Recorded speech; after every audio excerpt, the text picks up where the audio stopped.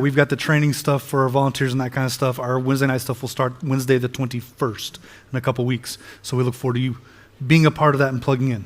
Now, do you remember when you were a child and you would need an attitude adjustment? I don't know if they called them that in Kentucky, but it sounds like maybe they did. And it sounds like maybe some of you are a little bit familiar with an attitude adjustment, right? Sometimes we still need them as adults, right? I remember one time I was driving with family. We're heading down the interstate, and my attitude in the back seat needed some adjusting, and my dad didn't feel like pulling over was within the time frame of what we needed to do, and so he tried an adjustment while driving, and it created laughter in the car, which was a shift from the attitudes. It was not exactly what he had intended, but it's memorable nonetheless, all right? Sometimes when we go to church, sometimes listening to sermons, sometimes the week leading up to a sermon like this is in preparation, sometimes it feels like an attitude adjustment. Today's topic is going to require some real adjusting of our attitudes. Last week, Doc started our series on one another, and he talked about our need to love one another, all of the other one another. So as we go through the New Testament, there's lots of other places that use that phrase, one another. All of them are basically just commentary about love. It's ways in which we love one another, and so today we talk about honor. And we start in that verse that you've already seen a couple times now, Romans 12:10 says, outdo one another in showing honor. Showing honor is an attitude. It's not a personality trait because anyone can do it. It's not just for those who do it naturally. It's for everybody. And it's not a giftedness issue. Some people may be better at it than others, but it's something that we all should do. And it's not a character issue. Honor is an attitude, and it's an attitude that can be improved. And it's a really big deal. I think we need to take this seriously as Jesus followers because outside of us, I don't know that anyone else does.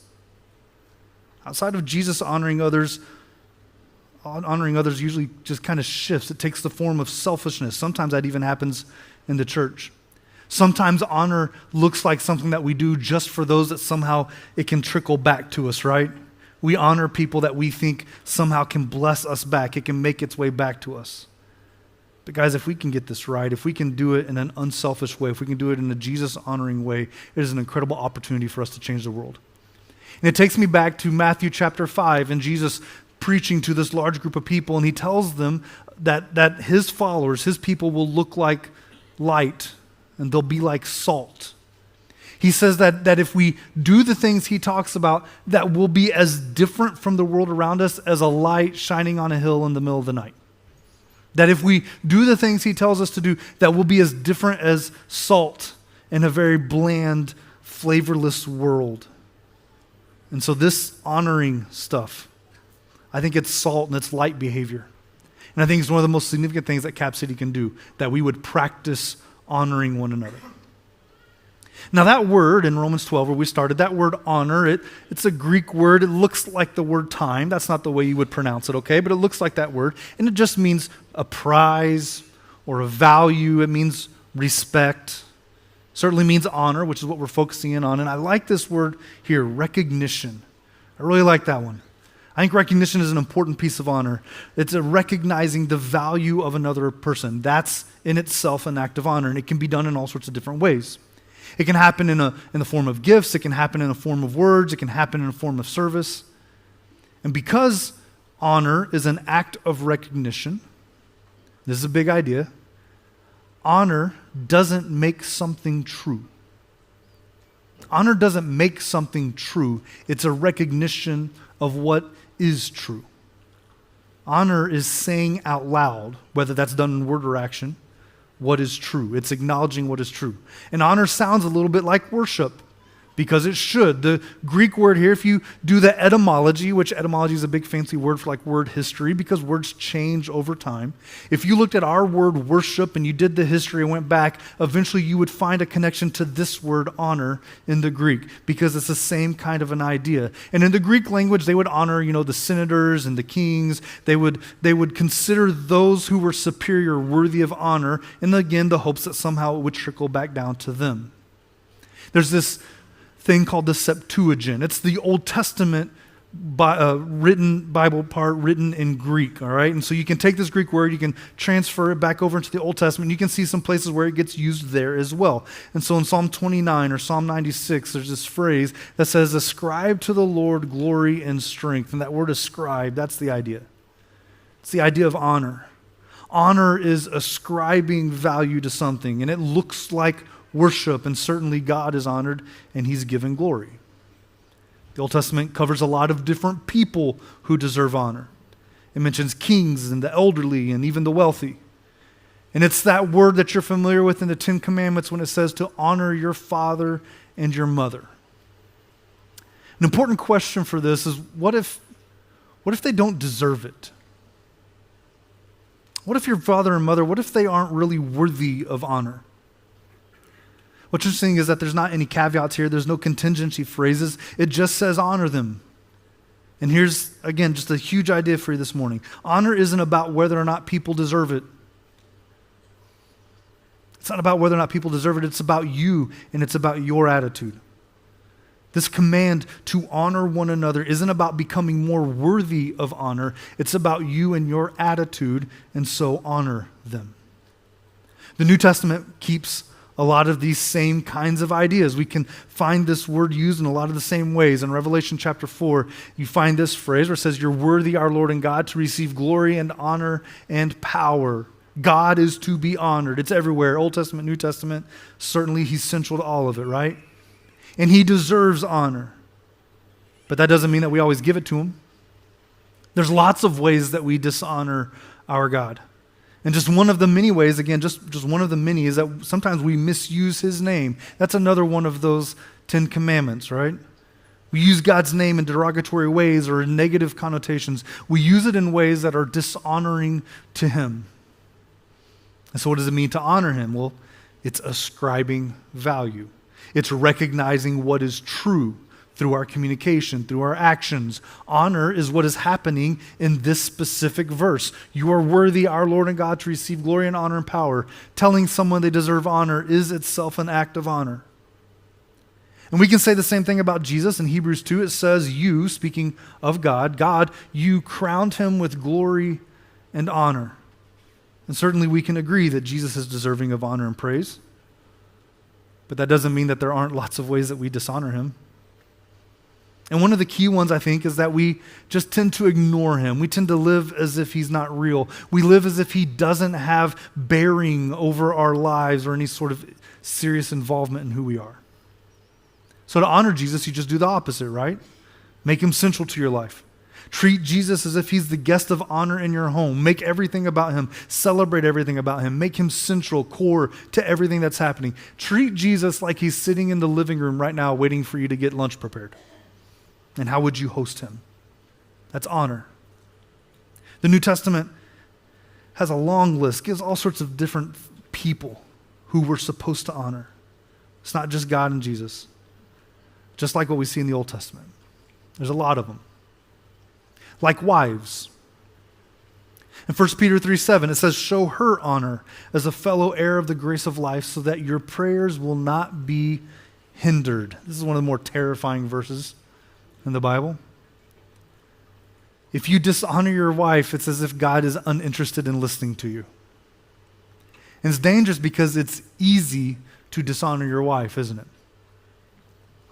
All it takes is for you to just speak to her like she's beneath you, to let your eyes wander towards some other woman.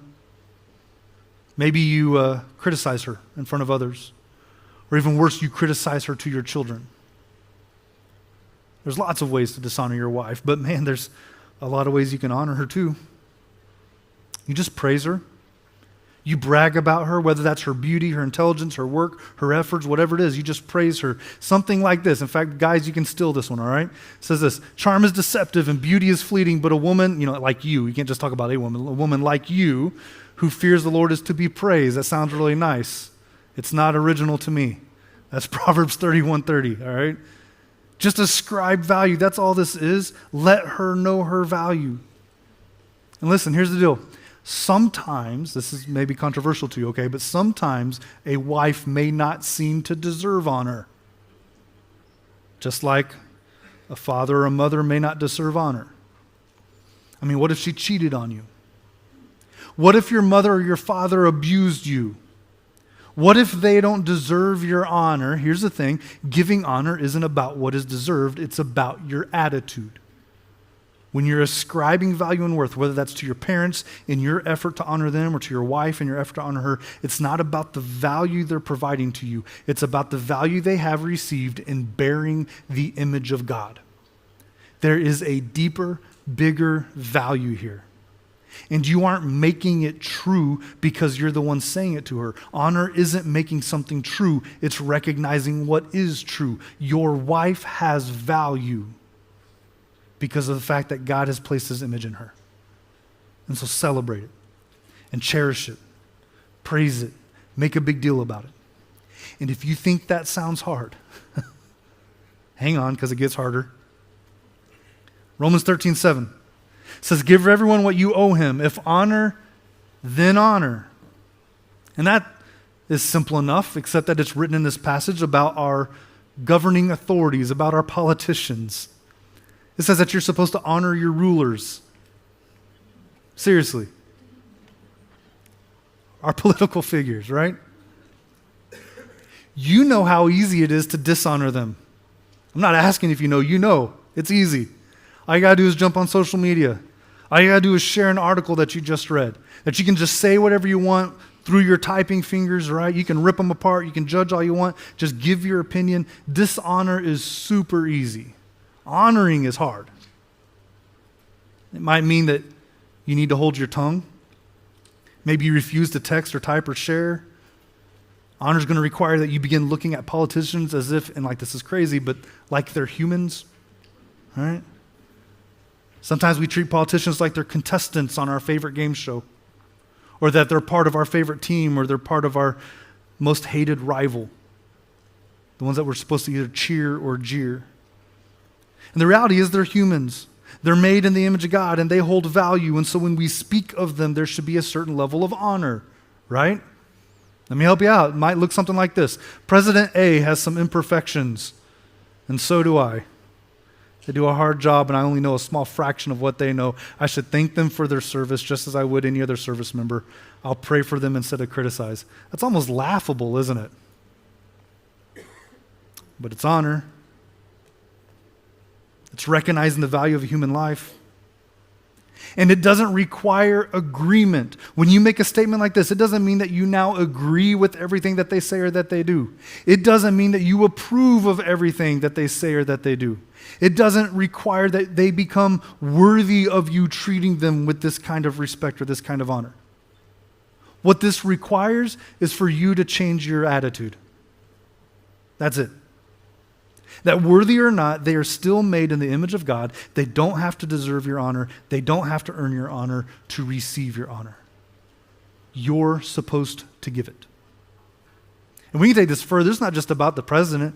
I mean, this is going to apply at any level. So this applies to the officer who just pulled you over. It's going to apply to the judge who confirms that you deserve a ticket, all right? It applies to the governors, the mayors, whatever else. You show them, you tell them their value by how you treat them, so you treat them with honor. And if you think that sounds hard, then hang on, because it gets harder. How is that possible, right? 1 Timothy 6:1. All who are under the yoke as slaves are to regard their own masters as worthy of all honor. Slave masters, worthy of all honor. Seriously. Verse goes on, and this is so important for us, so that the name of God and our doctrine will not be spoken against. Just a couple real big ideas here. I love the phrasing, first of all, where he says, regard as worthy. Regard their own masters as worthy. Because this isn't about whether or not people deserve it. This is actually about giving honor away regardless. Regard them as worthy. Treat them as if they are worthy to receive all honor. And he's saying this about slave owners.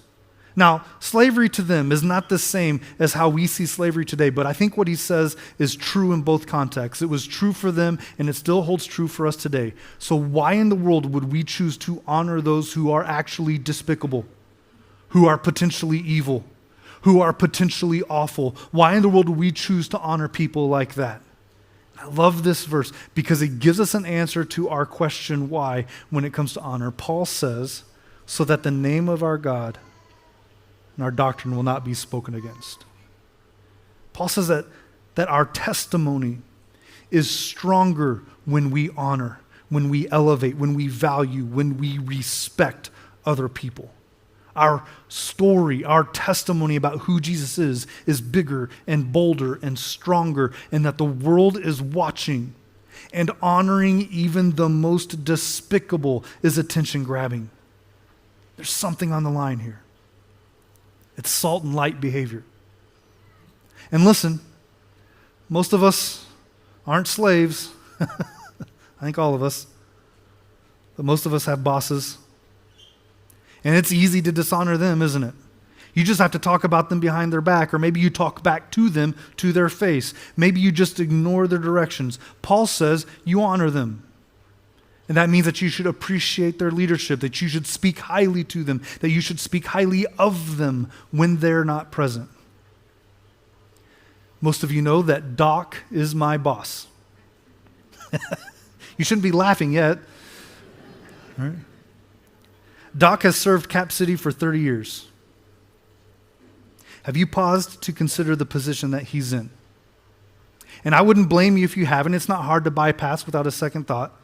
But last week, Doc stood right here and he announced that we're starting our third year of a 3-year transition. It's nearly complete. That I was hired for the purpose of replacing him. And it's not something that's been forced on him. It's something that he chose on his own. Can you imagine that? Can you imagine the level of humility that's required for him to go to the leaders of the church and say, I'm not tired of doing this, but it's probably time for the church to move on without me in that lead position? And then, can you imagine the humility to sit here and watch it play out? It's hard. And he's deserving of honor. He's absolutely deserving of honor. Doc has done nothing but honor me since I've been here, and the very least I can do is honor him back. And here's what's really cool. Even if he didn't, even if he treated me like trash, even if he had been rude or awful to me in this process, which he has not at any point, even if he had, he's still worthy of my respect and my honor because it's not about him, it's about me and my attitude. We can talk about John. He's been here for 35 years and he's treated me as equally well as Doc has. And I know it's tough for him that some younger guy is coming in and at some point I get to be his boss, and that's weird, right? It's a strange dynamic, and yet he continues to show respect to me. He continues to honor me and treat me as if I know what I'm doing. And it's been an honor for me to work alongside him, and so I speak honor back to him.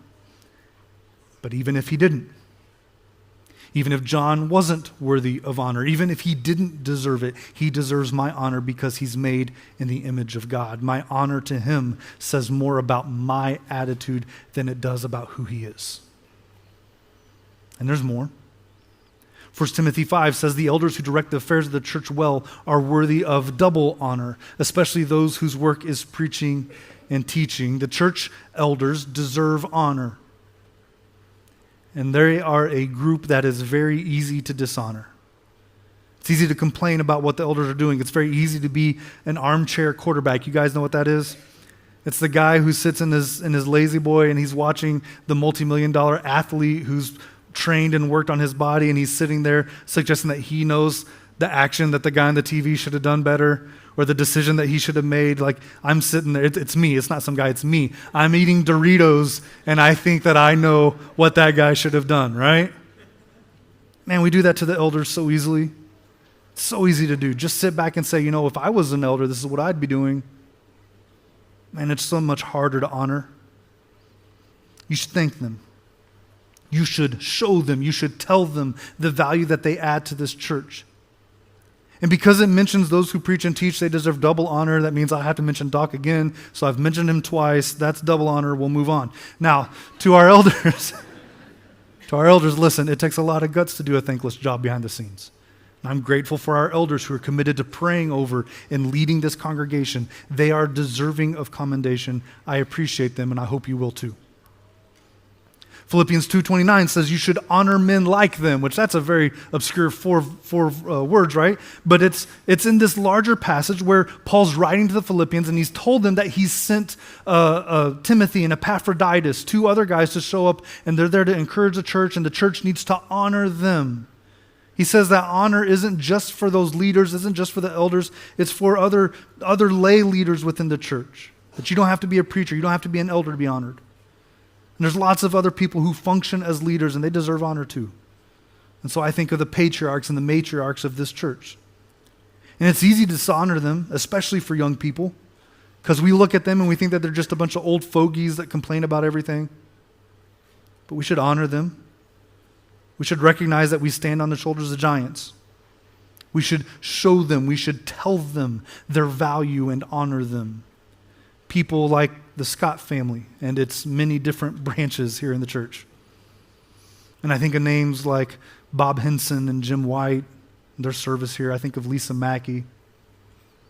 I was told I have to mention Johnny Jones' name. I don't want to mention his name because this past week he was sending me pictures of him eating Whataburger down in Texas, and it really hurt my feelings. But worthy or not, he deserves my honor. Because whether you think they deserve it or not, we honor them, right?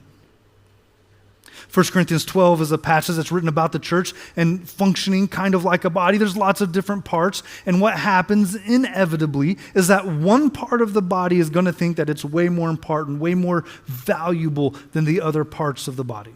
And so it becomes somewhat critical of those other parts. And so Paul addresses that. He says, on the contrary, those parts of the body that seem to be weaker are indispensable. And the parts that we think are less honorable, we treat them with special honor. The parts that seem weaker are indispensable and deserving of special honor. It's easy to dishonor those pieces that you think are weak. It's easy to ignore them or push them aside or to demean them. It's much harder to honor them, to celebrate them, to throw a party. And we're going to do that in 5 days. We're going to celebrate a contingent of people with various disabilities who exist in our community and in our church who are largely considered weak because of what they can't do. But that's not the heart of Jesus, and it shouldn't be our heart either. That's not what we want to be as a church. According to Paul, they're indispensable and they're deserving of special honor, and so that's what we're going to do. We're going to honor our guests. We're going to celebrate them. We're going to make a great night for them. But I also want to honor you ahead of time. I want to honor you for the ways in which you are going to show up, the ways in which you're going to honor them, that you deserve honor for your willingness to serve our guests and to make them feel special. And I think that's cool. The New Testament gives us a lot of specific people we are supposed to honor. Now, I didn't mention all of them, but it would be reasonable to assume that there are specific people that we're supposed to honor. And it looks like we've, kind of appropriately highlighted them. We've practiced some stuff. Feels like we've kind of addressed it, right? And then you come to this verse in 1 Peter chapter 2, verse 17, where Peter says, honor all people. Really? All people. He says, love the brotherhood, fear God, honor the king. Those 4 things. All people, believers, God, king. And I look at them and I'm like, for real? Like all people, everybody. And like the brotherhood, that makes sense because we're family, we're church. It makes sense that I would honor you guys. Most of you are fairly decent, right? And the whole fear God thing, that makes a lot of sense. Certainly we're going to honor him, but then honor the king again? We've already talked about that. Are you serious? We have to honor that guy? Peter writes this very likely at the time that a guy named Nero was the king. And Nero is a pretty famous name in history, especially in the Christian context. He had a complicated relationship with Christians. It was complicated because he liked to execute them publicly.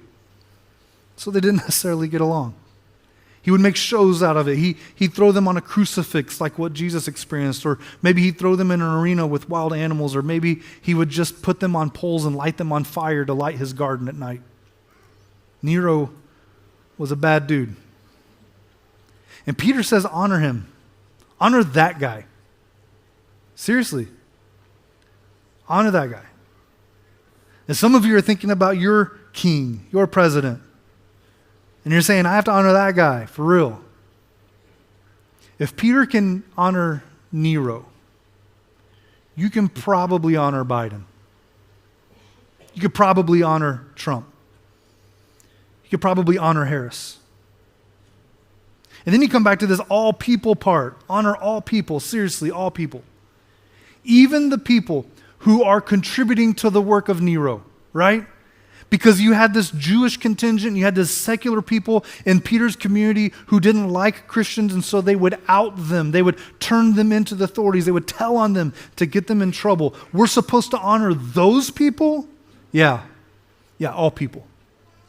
And what about the guards? What about the soldiers? What about the executioners? What about the ones who actually perform these acts? I mean, Nero's over the top of it. He's putting things into control. But there's other people who are actually lighting us on fire. There's other people who are actually driving the nails into the hands. There's other people who are actually throwing them into the arena. We honor those people?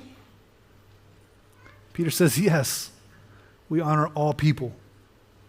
Because honor isn't about being deserved. This is not an issue of their character. This is not an issue of their ability to agree with you. This isn't an issue of their deservedness according to your judgment. This is an issue of your attitude. That's it. And if you need some help with your attitude, if you need a little bit of help in this adjustment, let me frame it this way. You've received grace from God, so give it away. That's the attitude. You've received the grace of God, so give it away.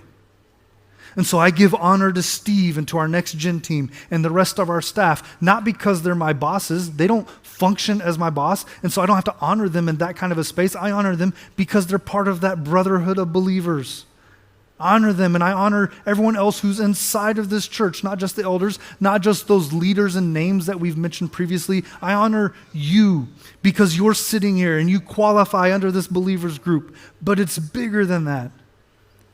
I'm also going to honor those outside of the church because it's not dependent on any qualification except that they're people. That word all doesn't give room for exceptions. And so my life ought to show and tell and ascribe to all the value that they have, the value that they've been given by God. And I know the pushback because I feel it. I know that there's this fear within us that if we do this as wildly as what I'm suggesting right now, there's this fear that if I honor people, then it's going to make them think that what they're doing is good. It's going to make them think that they can just continue living the way that they are. It's going to make them think that I condone the behaviors or the ideas. Guys, listen to me. Honor isn't making something true. Honor is recognizing what is already true. Everyone bears the image of God and therefore carries value. Start recognizing what is true about you, that you have been graced by God, and so give it away. Let's go back to that very beginning, Romans 12:10, where we started. It says, outdo one another in showing honor. We focused on the showing honor part. I want to finish with that word outdo. That Greek word there, it could be translated outdo, but it also means to lead the way, to go first. It's the same as a guide leading a group of people out on a mission, taking them in a certain direction. It means that they're the one who's taking the initiative. Cap City, I want us to lead the way. I want you to honor one another. And I want you to do it like tomorrow, today. That I don't want you to just think about it. I want you to practice it. I want you to do it. And so when you go to work tomorrow, don't talk about your boss behind his back. Don't post something tomorrow on social media that's criticizing a political leader. Don't lose patience with a teenager who's taking your lunch order. Do tell your wife what her value is. Do sign up to help at Jesus Prom. Do thank an elder for their work at the church. Do get serious about honor. Honor the people that others won't. Do for people what other people won't do. Guys, there's so much on the line here. Because if we can get this right, if we can do this as a church, we will look different. We will look very different in this world. We will be as different as day and night. We will look like lights on a hill. We will taste like salt in a bland world. We will bring something so very valuable to this world. So church, I want to challenge you, be salt and be light.